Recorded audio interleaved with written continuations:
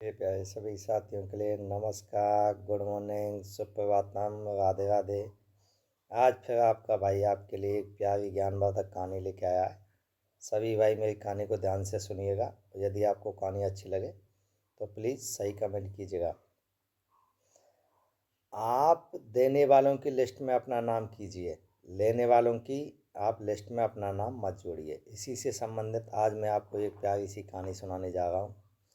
एक बार एक दंपत्ति किसी प्रोग्राम से वापस अपने घर आ रहे थे। वो अपनी फोर व्हीलर में थे, उनके साथ उनकी पत्नी थी, उनका एक बच्चा था और जो पति था वो ड्राइविंग कर रहा था। जैसे ही वो घर से चले तो उनको जैसे फंक्शन में वो गए थे, वहाँ से उनको गिफ्ट के तौर पर एक बहुत ही कीमती तोहफा मिला था। जो कीमती तोहफा कंबल था। ठंडी का मौसम था। वो मस्ती से झूमते हुए अपने घर के लिए वापस आ रहे थे। अचानक से उनकी गाड़ी के सामने एक ट्रैफिक सिग्नल पड़ा और ट्रैफिक सिग्नल पर जैसे ही उस दंपत्ति ने अपनी गाड़ी को रोका, तब उस हस्बैंड की नज़र एक पास में पड़े एक गरीब असहाय बुजुर्ग पर पड़ी, जो कि ठंडी से कांप रहा था। उसने अपनी गाड़ी को साइड में किया और अचानक से वो अपनी पत्नी को बोलने लगा, क्या सुनिए, जो हमको कम्बल गिफ्ट में मिला है, आप उस कम्बल को निकालिए। तो उसकी पत्नी ने बोला, क्यों, उस कम्बल का क्या करोगे, उसको घर पर चल के देख लीजिएगा। तब उसने बोला कि नहीं, देखना नहीं है, देखो सामने देखो, उस बुढ़े पे नज़र डालिए, वो बेचारा ठंडी से काँप रहा है। ऐसा करते हैं, हम तो और भी कम्बल खरीद लेंगे। उस बुजुर्ग के लिए ये कम्बल दे देते हैं, क्योंकि बेचारा वो ठंडी में मर जाएगा। तो उसकी पत्नी ने जैसे ये बात सुनी, वो भड़क गई और अपने पति पर गुस्सा होने लगी। अरे, तुम ज़्यादा दानी दाता बनते हो, आपको पता नहीं है, इन लोगों की आदत तुमको पता नहीं है। इन लोगों को दान देने से कोई फ़ायदा नहीं है। ये अभी शाम में इसी कंबल को किसी को बेच देंगे और उससे जुआ शराब खेलेंगे। आपको पता नहीं है भिखारी लोग कैसे होते हैं। तब उस आदमी ने बोला, क्यों फालतू की बकवास कर रही हो, किसी की मजबूरियों को समझा कर, सभी लोग एक जैसे नहीं होते हैं। लेकिन उसकी पत्नी का बड़बड़ाना ख़त्म नहीं हुआ। उस आदमी ने अपनी गाड़ी से उतरा, डिग्गी को खोला और उस कंबल को ले जाके उस बाबा के लिए दे दिया। बाबा ने उसको आशीर्वाद दिया कि बेटा, आप ज़िंदगी में बहुत तरक्की करो, बहुत ऊंची पोस्ट पे जाओ, अपने परिवार के साथ खुश रहो। बाबा से दुआ लेके वो वापस आया, लेकिन तब भी उस आदमी की पत्नी बड़बड़ा रही थी। जैसे ही सिग्नल हटा और उन्होंने अपनी गाड़ी को चालू किया, लेकिन उसकी पत्नी का लड़ना झगड़ना बड़बड़ाना ख़त्म नहीं हुआ। उन्होंने अपने घर के सामने गाड़ी रोकी, गाड़ी में से उतर के वो अपने घर में घुस गए। लेकिन कम से कम 4-5 दिन तक उसकी पत्नी छोटी छोटी बातों पर वही बड़बड़ाने लग जाती है, बहुत बड़े दानी बनते हो, दूसरे की चीज़ को किसी को भी दे देते हो, गिफ्ट में मिला था। इंसान बेचारा आदमी वो चुपचाप सहन करता रहा। एक दिन किसी कारण से उनको किसी काम से बाज़ार जाना था। फिर दोनों पति पत्नी उसी रास्ते से बाज़ार के लिए जा रहे थे।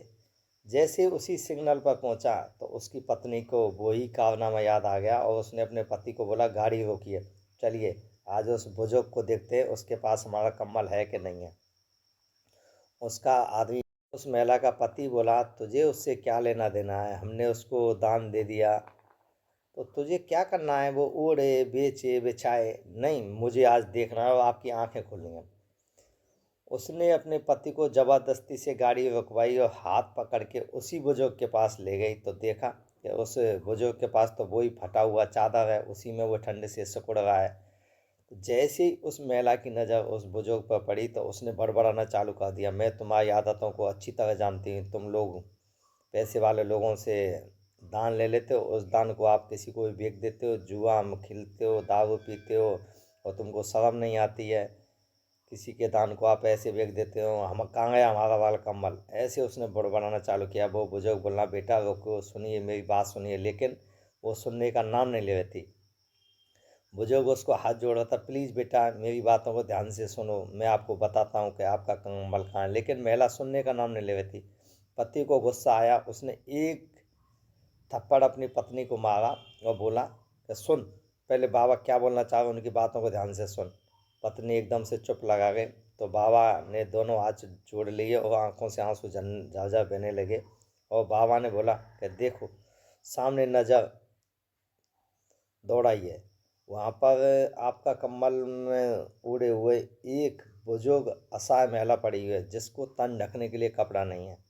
लोग उसको गलत नज़रों से देखते हैं और वो चल फिर भी नहीं सकती है। कम से कम मैं तो लोगों से भीख मांग लेता हूँ, पेट भर लेता हूँ, तो मैं अपना भी पेट भरता हूँ, उस बुजुर्ग महिला को भी जो कुछ बचता है खाना पीना तो मैं उसको भी दे देता हूँ, क्योंकि वो तो चल भी नहीं सकती है और वो महिला है, वो बेचारी नंगी पड़ी रहती है। मैंने आपका कम्बल उसी के लिए दे दिया, आप जाके देखिए। जैसे ही पत्नी ने उस बुजुर्ग की बातें सुनी तो पत्नी सौकड़ रह गई। महिला अपने पति को ले जाके उस महिला के पास पहुंची तो देखती है वहाँ एक 80-90 साल की बुजुर्ग महिला एकदम सूखी हुई थी। भूख के कारण उसके शरीर में हड्डियां का ढांचा रह गया था और विकलांग थी, वो कुछ ठीक से बोल भी नहीं पा रही थी और उसके शरीर पर बदन पर कपड़े भी नहीं थे। तो उसको देखने के बाद उस महिला की आंखों में आंसू आ गए और वो पत्नी अपने पति से बोलने लगी, प्लीज़ मुझे माफ़ कर दीजिएगा, मैंने इस बाबा के बारे में गलत सोचा। देखिए बाबा के पास कुछ नहीं है लेकिन फिर भी वो देने वाला है। वो मांग के अपना पेट भर रहा है, मांग के अपने लिए कपड़े, लेकिन अपने कपड़ों को भी उस बुजुर्ग महिला के लिए दान दे दिया।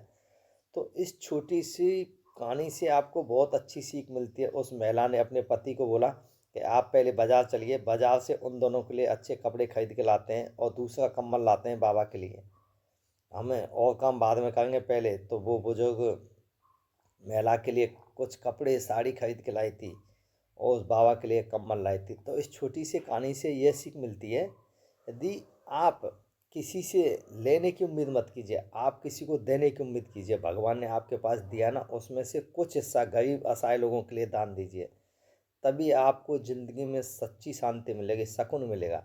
आपको ये छोटी सी कहानी प्लीज़ पसंद आए तो लाइक कमेंट शेयर जरूर करें। धन्यवाद।